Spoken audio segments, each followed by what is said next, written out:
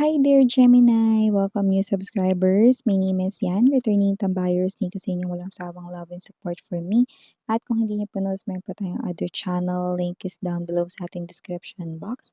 So if interested, i-click lamang yung link na yan down below para mapunta kayo there. At araw-araw ay nag-upload tayo ng collective readings for all signs. Doon, ito nga mga babes natin gender dito, okay, babae, lalaki, LGBT, everybody welcome. Pwede rin pong i-switch ang mga roles dahil possible talaga magkapalit-palit po kasi general reading ito. And at the end of the day, lahat ay may free will na free yung gamitin if you want to claim the messages and use it as your guidance or not. Okay? So, let's take a look at your August 2025 reading, Gemini. Cross-watchers ni Gemini, welcome ka rin, or may Gemini placements nito / birth chart. Welcome din kayo. Archangel Michael, thank you so much. Together with the angel guys, can we get messages right here for Gemini, please? For August 2025, can you please show me? Messages for Gemini for August 2025, please. August 2025.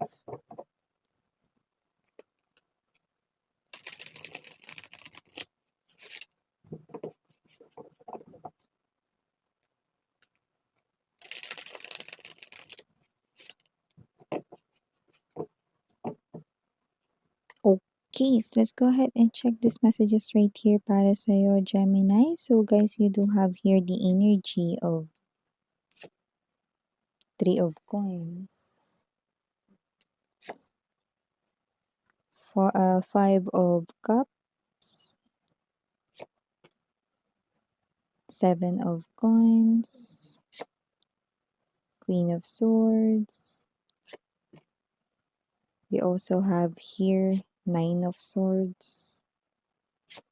Innocence. Eight of Cups. Prince of Coins. Bottom of the deck for you, Gemini. Ace of Cups in reverse. Courage. And the Prince of Swords.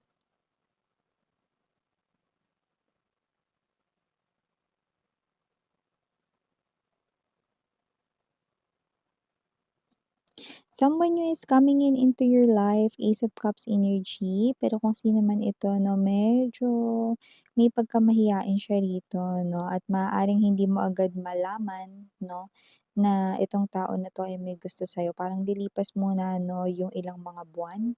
Okay? At mukhang matutuklasan mo yan on your own. Malamang sa malamang hindi niya yan sasabihin sa'yo, 'no? Kasi may energy siya rito, nuknukan siya rito ng pagkamahiyain, 'no? Pero hindi siya yung mahiyain sa lahat ng bagay, ha? Okay? Sa pag-confess lang ng emotions and feelings para sa'yo. Okay? Pero hindi naaamin, miss yan. Aamin pa din, kaso matagal, yan, 'no? Maaaring itong person na 'to is possible na ma-meet mo kung hindi mo pa 'to nakikilala this August, 'no? Or ngayon niya mafi-feel na meron siyang feelings for you at magsisimula na ito na mas lumala, 'no, each day. Yan yung nakikita natin dito. Yan, 'no? Maaaring maging secret admirer mo siya at first, yan, 'no. So, maliban diyan, Gemini, nakita rin tayo with the Three of Coins energy, Nine of Swords right in here. Possible rito, 'no, na maaaring iniisip ninyo ang inyong future. Ano kaya mangyayari sa akin, yan, 'no, kapagka ginawa ko itong bagay na 'to? Ano kayang puwedeng kalabasan nito, yan, 'no. Puwedeng may kinalaman sa pera yung parang iniisip ninyo, something to do with your wealth as well. Okay, or plano, 'no, regarding your financial. Baka may gusto kayong pag-investa ng pera ninyo, baka negosyo 'yan. Or baka may negosyo na kayo rito, mukhang meron kayong gustong gawin, 'no, pero maaaring hindi niyo pa alam kung ano yung outcome but you're already jumping into conclusions, 'no. Might be already thinking, 'no, ano yung mga possible na maging resulta nito, 'no. So, whether you're working here in company, basta parang may binabala kayo rito regarding your money, on how to improve it, 'yan, 'no. Mukhang 'yan yung nagiging dahilan kung bakit kayo stayed up late all night, 'no. Pero yung iba kaya hindi kayo masyadong nakakapag-isip dito, may mga nakikita ko ditong nadi-distract dahil sa cellphone. Okay, so in short, 'no, parang, yung iba, 'no, nangyayari dito imbes na maglaan kayo ng time, 'no, para pag-isipan 'yan, possible na nagse-cellphone, kayo. 'Yan nanonood ng mga, series 'no, movies 'no, 'yan or baka naman nagso-social media, ayan. So, nadi-distract kayo dun o kaya parang hindi matapos-tapos dito yung pag-iisip mo sa bagay na 'yan. And speaking of pag-iisip, may nag-iisip rito mga babes 'no, magta-try rito 'no na kausapin kayo. Hindi ito yung energy ng ex ninyo pero nagseselos siya rito, okey?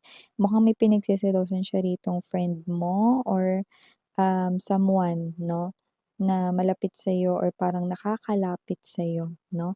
Pero may energy siya rito na parang wala siyang karapatang magselos, 'yan oh. So, either kung sino man ito baka may gusto 'to sa'yo 'no, ng palihim, okey? Or kung ex naman ito ng iba sa inyo which is for few of you 'no, napi-pick up natin 'yon, wala siyang karapatan magselos kasi wala naman ng kayo, 'yan. Ouch. Ouch para sa kanya 'no, okey. Parang nagseselos siya rito pero parang wala siyang karapatan. Mapa. Tao man 'yan na may gusto sa'yo but wala pa kayong history or mapa-ex man 'yan ng iba sa inyo, okey? Another message with the Seven of Coins energy, Eight of Cups, nakita ko dito ng energy ha, na possible dito na noon meron dito na parang, nang-iwan sa inyo sa ere when it comes to dealings, puwedeng may kinalaman sa pera 'yun 'no. Well, this person here 'no is nakikita ko 'no na ang mangyayari diyan is possible na siya yung nakinabang dati, ngayon ikaw naman yung makikinabang 'no, at maaaring with this nakakatakot yung castle dito, tingnan ninyo, 'no? This looks like a tower to me in this reading 'no. So, mare-receive niya rito yung karma 'no, parang naging happy-happy siya way back before 'no, puwedeng nalamangan niya kayo way back before 'no, pero ngayon mas lamang kayo because now you have the golden goose. Kayo na yung suswertehin at siya naman ang mamalasin, 'yan ang nakikita natin dito. Yeah, akala ba ninyo lahat ng mga maling gawain, lumulusot lang 'no? May tamang oras para 'yan ay pagbayaran guys 'no, at mukhang meron ditong magbabayad 'no, sa kanya rito 'no, na pandurugas sa inyo 'no, at mukhang magsisimula yung karma ngayong August 2025 'no. Habang nagsisimula ang karma para sa kanya ngayong August, ikaw naman yung suswertehin 'no. Meron rin dito 'no, na parang maliit na mensahe na baka yung iba sa inyo may mapulot kayong money, 'yan ang nakikita natin dito. Yan, okey. So, maliban diyan, Gemini, nakita rin tayo dito with the Queen of Swords energy, Prince of Coins right in here, ayan. Possible na meron ditong kumausap sa inyo at maaaring may pagka-strikto siya when it comes to work, 'yan 'no. So, nakita natin dito medyo naiinis kayo or nakakainis ang kanyang energy, but nakikita ko rin dito at the same time na mas macha-challenge pa kayong ipakita rito ang inyong self 'no, yung kung ano yung kaya ninyong ibuga, 'yan 'no. Siyempre hindi yun hininga 'no, kundi yung inyo ritong skills 'no, at mapatunayan rito ang inyo ritong kakayanan 'no, dito sa person na ito. Could be your boss or could be someone with a higher rank than you, but doesn't have to be. Puwede rin naman na coworker mo, colleague, kasamahan sa trabaho. So, maliban diyan Gemini 'no, iba kung hindi yan, work 'no, possible na baka yung iba students, possible na yan ay may kinalaman 'no, sa ibang mga ka-deal mo sa school, someone na posibleng acting like senior or puwede rin naman 'no, na yan ay possible na, teacher ninyo or whatsoever, okey? So, just take how this resonates, okey? So, we have here the Courage and the Ace of Cups in reverse energy.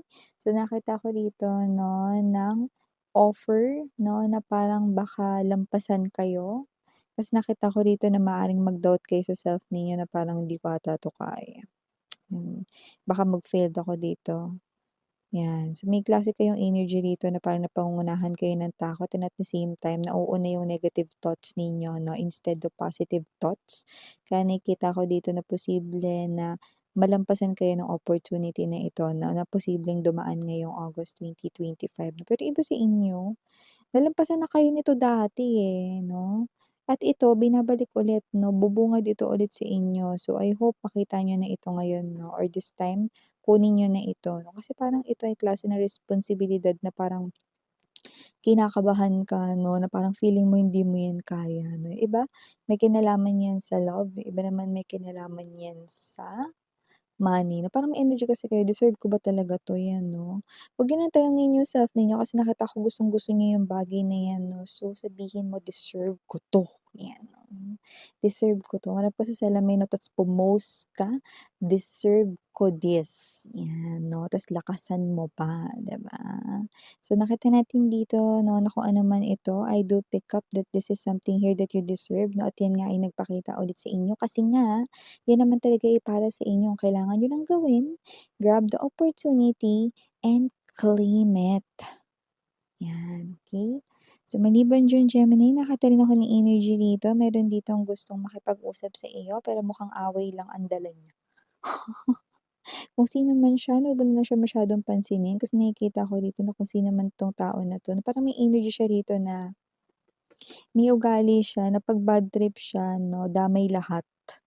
Kahit wala kang atraso sa kanya 'no, puwedeng madamay ka sa kanyang galit 'no, inis, mga ganyan 'no. So, meron ditong kakausap sa inyo, although ikaw naman talaga yung parang sadya niya rito 'no.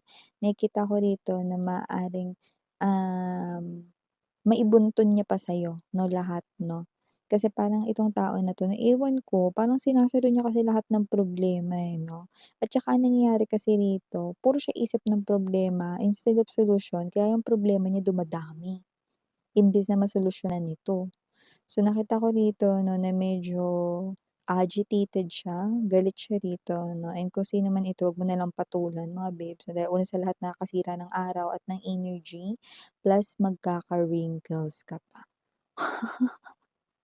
'Di ba? So, yun ang ating dapat na iwasan. So, ito yung mga messages right here for you, Gemini. Thank you so much for your time here, babe. And again, name yan, Sarangheho, Love and Light. Annyeong.